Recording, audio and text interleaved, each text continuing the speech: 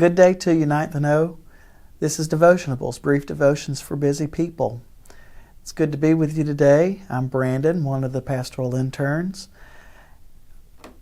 In these recent days, we have just enjoyed a wonderful time of Thanksgiving. And if you're like me, we enjoyed a lot of delicious food, and I loved every bit of it. And so today, in our text, in our Sermon on the Mount series, Jesus speaks to us about somewhat of a foreign concept to Baptists, and that's the idea of fasting. And so we look here into chapter 6, and Jesus has already talked to us about giving to the needy.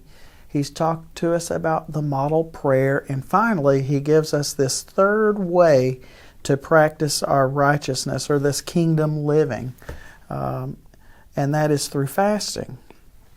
And so Jesus warns us in this text against fasting in a way that draws attention to our righteousness. And he starts chapter 6 off this way when he says, "Beware of practicing your righteousness before other people in order to be seen by them, for then you will have no reward from your Father who is in heaven." So he talks to us about fasting, and why do we fast? Well, we fast to seek after God, to confess sin. It prepares our heart for worship. As we pray, we fast from something. And so the whole point is not to say, "Hey, look at me, I'm fasting." But our motive for this correct behavior is to please God rather than man.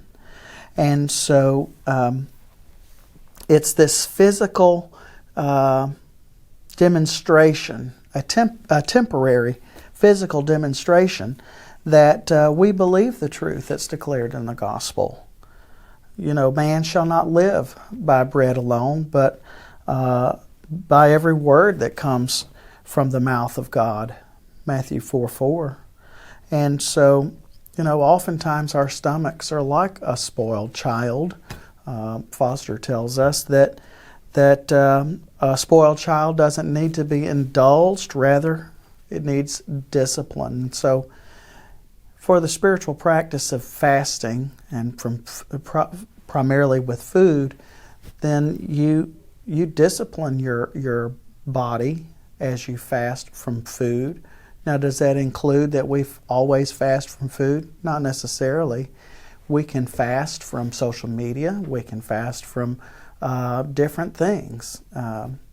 But the intent is that we fast in order to give that time to God and to pursue His righteousness for our lives. And so for us today, Jesus tells us that our fasting may not be seen by others, but by your Father who is in secret, and your Father who sees in secret will reward you. So as we complete these or go through these spiritual disciplines, we don't go out sounding our trumpet, saying, "Look at me, look what I have done," but rather in secret we do these things like giving. So we give, but we don't brag about our giving. We pray, but we don't pray to impress other people.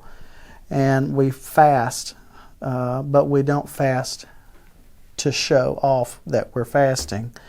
So we want to make sure that we're doing the right things in the right way.